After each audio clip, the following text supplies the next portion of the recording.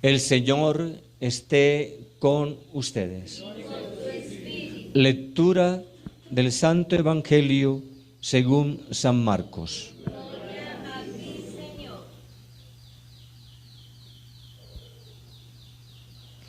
Estando una vez en Cafarnaúm, entró Jesús un sábado en la sinagoga y empezó a enseñar.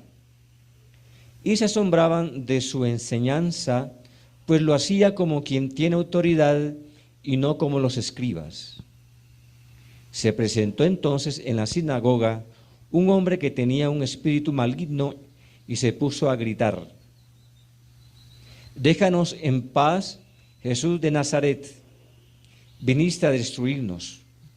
Yo sé quién eres, el Santo de Dios». Jesús le ordenó: «Cállate y sal de él».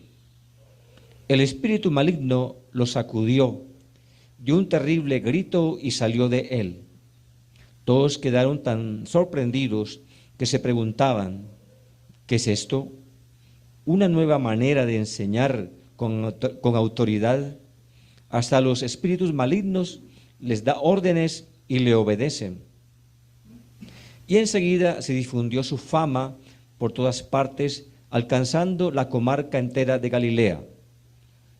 Palabra del Señor. Gloria a ti, Señor Jesús. Se pueden sentar. Bien, hermanos queridos, estamos en el cuarto domingo del tiempo ordinario en el ciclo B y meditamos a San Marcos en el capítulo 1 del 21 al 28. Estamos empezando a meditar sobre este evangelista San Marcos y es muy interesante el texto que nos presenta la liturgia del día de hoy.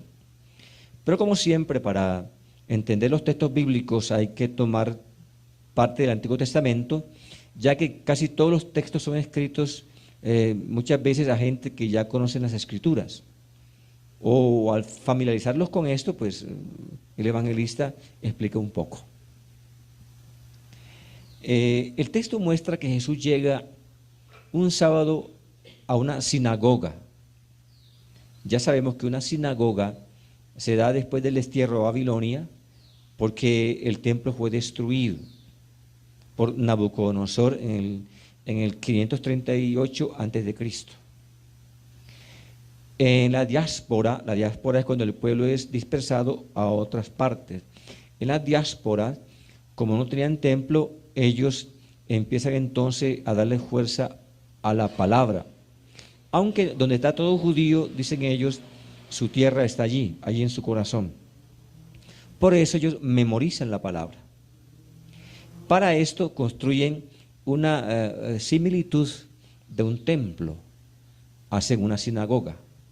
Una sinagoga es como un templo pequeño, como así, esta capilla es pequeñita porque hay una grande, pero se hace pequeña y haciéndola como si fuera grande.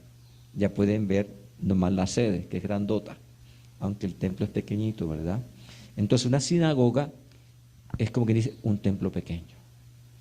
En el templo de Jerusalén se hace más que todo el sacrificio, la oración matutina, vespertina, donde se sacrificaban los animales y se hacían todo el ritual que ya hemos explicado acá. Otro día seguiremos explicando eso, pero es solamente para que tengan un poquito el bosquejo. En la sinagoga ya no se hará ese ritual del animal, del becerro, y con todas las abluciones que se hacían, todo el derramamiento del vino, del pan, de la grasa. No, acá va a ser distinto, es la palabra. Pero el templo se reconstruye en la época de Herodes el Grande y vuelve el ritual, aunque ya venía desde, ustedes lo pueden ver en el profeta Ageo, cómo reconstruye el templo poco a poco, pero aunque se reconstruya el templo, no se va a abolir la sinagoga, van a la par. Todos los días el templo se hace el sacrificio matutino y vespertino, diariamente, pero en la sinagoga solamente el sábado, que es en las horas de la tarde. Después de que sale la estrella, en las 6, se va En esa época va el varón y la mujer queda allá, prende las velas y también hace una oración esperando que vuelvan para comer el Shabbat. Otro día explicaremos esto. Jesús llega entonces a esta sinagoga el sábado. Pero aquí va a haber algo porque llega un endemoniado y se revuelca en la sinagoga. Esto es teológico, ¿no?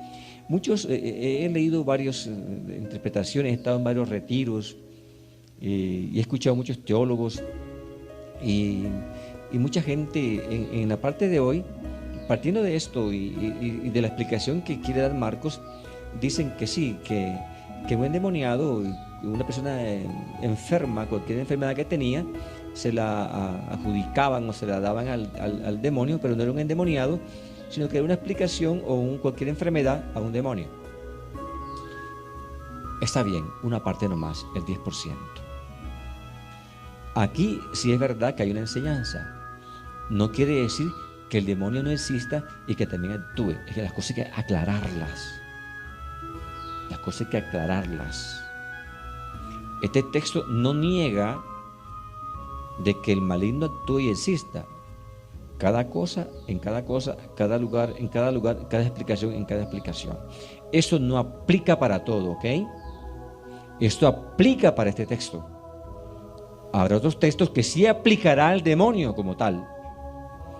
¿Qué es lo que significa aquí? Vamos a explicarlo entonces, esta parte. Vamos entonces a hacer el recorrido desde el Antiguo Testamento. Los que más se refieren, los profetas que más se refieren un poco a la ley, o que critican el olvido de la ley, son el profeta, más que todo, el profeta Jeremías, Amós, en cuanto a la ley como tal, o sea, la ley. O sea, se hablará pues de una nueva ley que es la ley del amor. Si tú buscas el capítulo 8 del profeta Jeremías, va a decir que ese pueblo ha olvidado la ley y no les gusta la ley, la palabra, no les gusta, les molesta la palabra. Se olvidan de ella desde el más grande al más chico. Igualmente lo va a decir todo ese capítulo. Estoy hablando aquí del capítulo 8:8, pero también el capítulo 6 del mismo profeta Jeremías, capítulo 7, hace todo la descripción de cómo se olvida la ley. Pero más que se olvida, porque ya en la época de Jesús ellos han vuelto a la ley, pero aquí viene entonces la parte porque dice que Él les habla con autoridad y no como los fariseos o los escribas. Pero veamos entonces qué es lo que es la autoridad más adelante. Pero para ya adentrarnos en la autoridad, miremos un poquito entonces ya, y vamos a tomar este texto. No voy a tomar muchos textos porque esto no es que sea una enseñanza, esto es una homilía. Había que mirar el capítulo 30, en el versículo 20, 21 y 22 del profeta Isaías, que dice, y aquí va la parte que la vamos a unir. Dice, tú que comes el pan de la aflicción y bebes el agua del sufrimiento, Él que es tu maestro no se ocultará más. Él que es tu maestro no se ocultará más. Cara a cara lo verás. Pues aquí se está cumpliendo ya esta profecía. Aquí llega un maestro, el rabino, a explicar. Dicen, pero es que este no es como los fariseos y escribas. Este habla con autoridad. No es que los fariseos no explicaran bien, porque ¿qué se hacía una sinagoga? ¿Quién iba ahí? Iba cualquier rabino, cualquier persona mayor de 40 años o una persona importante en la sociedad, y luego que el sacerdote leía el texto, cualquiera podía explicarlo, que podía explicarlo. ¿Y qué se leía? Se leía un trozo del Pentateuco y se leía un profeta, o se leía un salmo, pero siempre se leía el Pentateuco, un texto del Pentateuco, el profeta. Luego que se leía esto, alguien se ponía de pie y venía a explicarlo. Eso está muy claro en el capítulo 4 de San Lucas, que él se paró, cogió, abrió el rollo y se detuvo en el profeta Isaías capítulo 61, que dice: el Espíritu de Dios está sobre mí. Capítulo 61 del profeta Isaías. Aquí se leía el texto, pero aquí en Lucas Jesús lo toma directamente el texto. Acá llega él y empieza a explicar. Pero aquí la autoridad, ¿qué es esto? Un rabino, por lo general, explicaba, como hice yo en este momento, que tomé un texto del Antiguo Testamento. O podía tomarse a otro rabino, como uno toma a un padre de la iglesia. Eso hace uno, eso hacían ellos. Y no había problema. Aquí es que el que está hablando es el ungido, el mismo Jesús. Esta es la novedad, que tiene autoridad. ¿Pero qué es autoridad? La autoridad se la da el carisma o el respaldo. La autoridad la da el carisma, el respaldo. ¿Y qué es el carisma y respaldo de Dios? De que Dios cura, sana, ayuda, aclara, levanta. Ahora bien, pero aquí ha pasado que hay un endemoniado en la sinagoga. Pues se entiende que un endemoniado está en la calle, en un lugar, pero ¿cómo va a estar en una sinagoga un endemoniado? Lo que Marcos dice es que lo que los rabinos han enseñado no ha servido para liberar a este endemoniado. O sea, que es lección aprendida, como dicen los profetas. Que esa palabra no ha hecho mella porque no hay el carisma, no hay el respaldo. Aquí en Jesús hay un carisma y hay un respaldo. Esa es la autoridad. La autoridad es ayudar. La autoridad es levantar. La autoridad es crear nueva sociedad a través de la palabra. Porque ¿qué no han hecho estos fariseos? Esto lo han convertido en costumbres, lecciones aprendidas y en rituales, sencillamente. No se ha llevado a la experiencia. Aquí Jesús habla con autoridad y lo dirá San Juan, es el mismo Dios. Esto es igual que el capítulo 4 de Lucas, que el Espíritu de Dios estaba sobre él. ¿Para qué? Para liberar al que estaba oprimido, para traer un año de gracia, para todo el ciego pudieran ver, los sordos podían oír. Es lo mismo.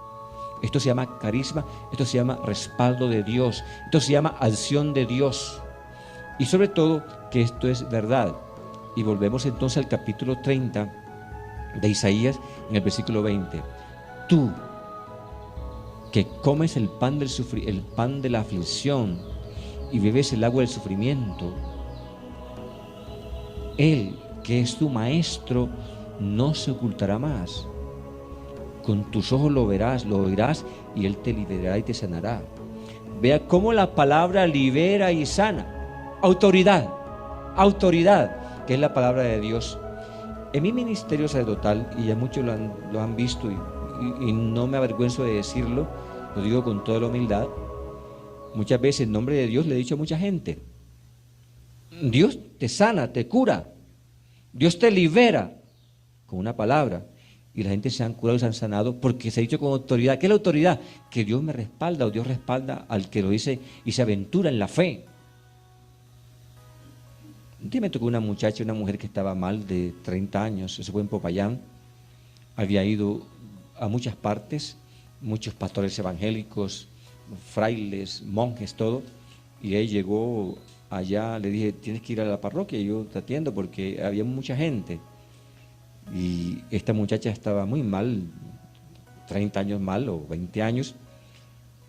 No le hice siquiera oración y ni se botó espuma por la boca ni se revolcó. Le dije: tú estás libre ya. En el nombre de Dios estás libre ya. La palabra, autoridad. ¿Qué pasó allí? Dios me respaldó y la curó. No fui yo, fue Él. La autoridad la da el carisma. La autoridad la da el respaldo de Dios. El que actúa es Dios. Esto es lo que ven esta gente, que es el Señor ya, directamente Dios allí. Él no está citando ningún texto porque es el mismo Dios hablando. Él está. Igual que en el ayuno, cuando dice, ¿por qué tus discípulos no ayunan? Pues si están con el novio, ¿cómo van a ayunar si aquí está el novio? Le dice Jesús. Es aquí el mismo Dios en la sinagoga, por eso se revuelca el maligno. Y esta gente, por mucho que hablen, por mucho que sea, no es lo mismo. Aquí está la verdad plena que es Él hablando ahí en la sinagoga. Hermanos queridos, la invitación es para todos. Es creer en Dios actualmente, que Él lo puede todo, que Él tiene la autoridad, que Él lo hace todo. Es la confianza, es la fe en Él. Vamos a ver de ahora en adelante todo lo que Él hace. De aquí va a salir automáticamente donde la suegra de Pedro y la va a curar. Porque es que la autoridad va, la palabra va pegada de la acción. No hay acción sin palabra y no hay palabra sin acción. En Cristo es palabra y acción, en todo sentido. En todo sentido. Con el pobre efectivo y con el pobre espiritual. En todo sentido. Porque hay ceguera espiritual y hay ceguera física y espiritual. Y hay enfermos y pobres en todo sentido, pero Él viene en una sanación integral en todo sentido. En todo sentido. Porque Él viene con esa autoridad para sanar, para liberar. El texto aquí se entiende que el endemoniado que se revuelca es porque esta gente, con la palabra que han explicado, ellos han confundido más. No han logrado ayudar a la gente. Jesús viene y libera y sana. No significa de que no se vaya más tarde, vamos a ver, que se libere al endemoniado como tal, como el endemoniado de Gerasa. El que viene donde Jesús se arrodilla y el espíritu se va a los puercos o marranos. Allí está el demonio como tal y allí se va el demonio, el mismísimo diablo. Aquí es, y una parte donde el demonio más actúa lo dice San Juan. El demonio, óigase bien, donde más actúa es en el error. El demonio donde más actúa es en el error y que lleva a la necedad, en el error, que la gente se confunda, que se dejen llevar por la ansiedad y por una depresión y cometan un error fatal. A eso lleva el demonio, al error. Y aquí llega Jesús con la verdad. Y por eso el maligno se va, porque llega la verdad. Para andar en la verdad, como lo decía el profeta Jeremías, andan en el error porque no buscan mi palabra, les molesta la palabra. Para uno tener una espiritualidad correcta hay que leer la palabra. Hay que buscar la palabra que nos da el conocimiento auténtico y verdadero de Dios. Amén.